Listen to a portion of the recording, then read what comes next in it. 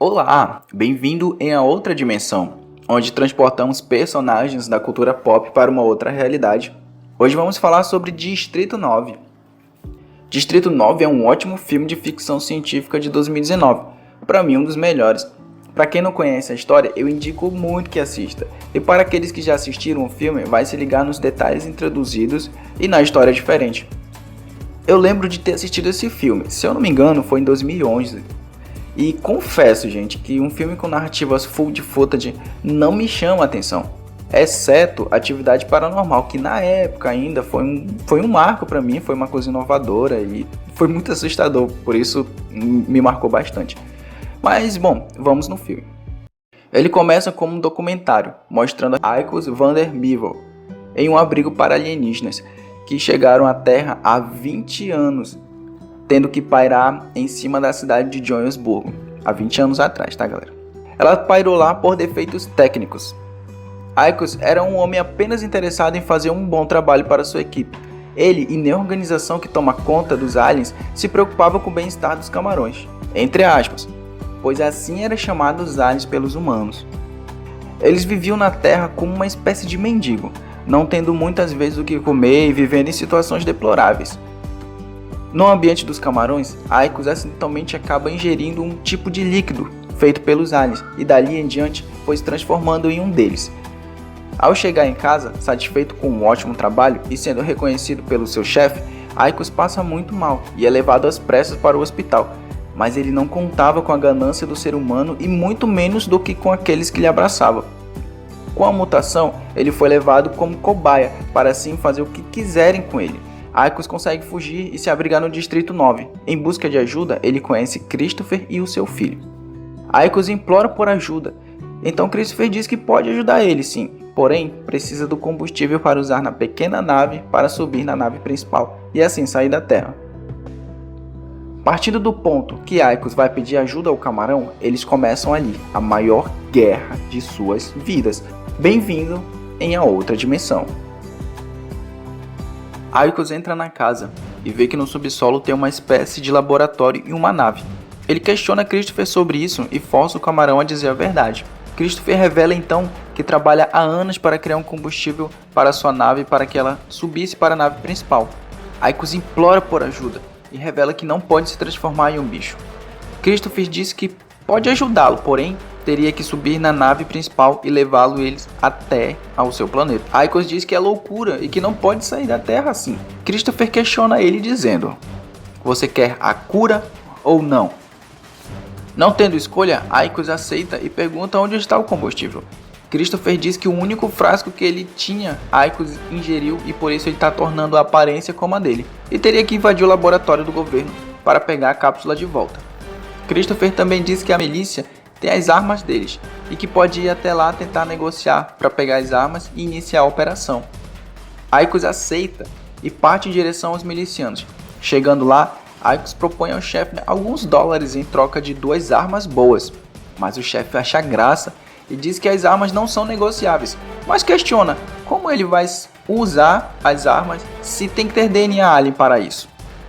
Aykos, sem muito o que dizer, diz que é apenas para um experimento. Então o chefe fica desconfiado que algo não está cheirando bem e manda segurar Aykos e revistá-lo. Logo que viu o braço dele, ficou admirado e imediatamente quis aquilo para ele. Forçando Aykos a falar com toda dureza, dando socos e pontapés, Aykos dizia que não sabia como isso aconteceu. Então o chefe manda arrancar o braço dele.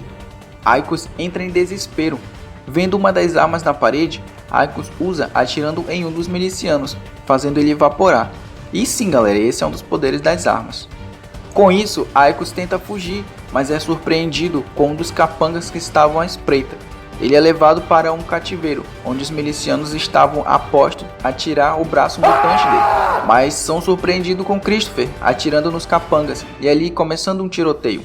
As armas aliens são bem melhores, porém eram vários milicianos encurralados. Christopher vê a armadura automática do seu planeta, que parece muito com um robô de guerra, tipo o Rhino de Homem-Aranha. Christopher se lembra que ela pode ser ativada com o comando da nave-mãe, mas ele não tem o fluido para entrar em contato com a nave. Ele então faz uma bomba caseira de restos químicos e materiais alienígenas que tem lá. Então ele explode uma parede que dá acesso a mais armas. Eles pegam e conseguem fugir. Aicos pergunta a Christopher por que ele o salvou, já que não devia nada. Christopher responde que precisa de Aicos para sair da Terra. Aicos e Christopher vão em busca da cápsula, fazem uma estratégia de resgate, conseguem entrar no local do governo, mas no meio do caminho são descobertos, assim travando outra trocação de tiro, mas dessa vez com o exército. Eles chegam na sala principal, onde estava a cápsula, mas tudo fica sem chão para Christopher quando ele vê o seu melhor amigo morto de uma forma tão covarde. Eles usavam os camarões para obter informações de como os humanos poderiam usar as armas deles, já que as armas foram feitas apenas para os aliens usar. Christopher, perdendo a razão e com muita ira, vai em direção aos humanos, atirando com toda a fúria, mas é atingido no ombro. Aicos ainda consegue salvá-lo, saindo com muita dificuldade do local. Depois de muita agonia, eles chegam ao Distrito 9 e começam o processo para sair dali. Eles teriam que ser rápidos, já que o governo estava atrás deles. Christopher e seu filho conseguem o combustível, e assim que aciona a máquina, os homens do governo chegam e rende Christopher. O filho de Christopher se desespera em querer ajudar, mas Aicos impede, já que ele não daria conta mesmo de fazer nada. Então Aicos e o filho de Christopher entram na nave e dão partida, mas eles são surpreendidos pelos homens do governo. Assim que dão voz de comando para os dois também se render e ir com eles, ou terão que usar a força. Então os três são apreendidos. No meio do caminho, os homens do governo também são surpreendidos com tiros no comboio. Eram os milicianos e o chefe, atrás de Aicos. Eles derrubam o comboio e no meio do caos, Aicos vê uma brecha para fugir, mas Christopher fica preso nos ferros. Assim que tenta correr para se salvar, o filho de Christopher se agarra a Aicos e diz para ele não deixá-los. Aicos pensa por alguns instantes, mas o medo de ser pego era maior, então corre para se salvar, deixando o filho de Christopher para trás.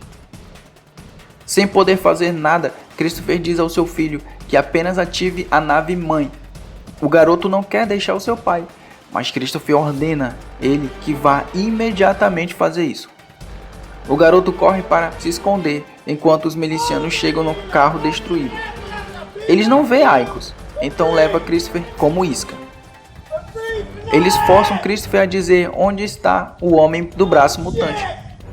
Antes que ele falasse algo, um carro desgovernado atinge os milicianos. Era Aicos, salvando Christopher deles dessa vez. Eles pegam o carro dos milicianos e vão em direção da nave. Mas antes que chegue, eles são pegos de surpresa, com muito mais soldados à sua frente. Não tendo saída, os dois pausam sem ter o que fazer, até que Christopher lembra da máquina de combate e tem a ideia de despistar os soldados. Eles passam pela área da milícia, sem ser percebido. Os soldados logo atrás apontam as armas em direção aos milicianos, assim como os milicianos também fazem. Um dos soldados diz que ele não quer começar uma guerra, que é apenas o homem branco do braço mutante. Mas um dos milicianos diz que não tem nenhum homem branco aqui.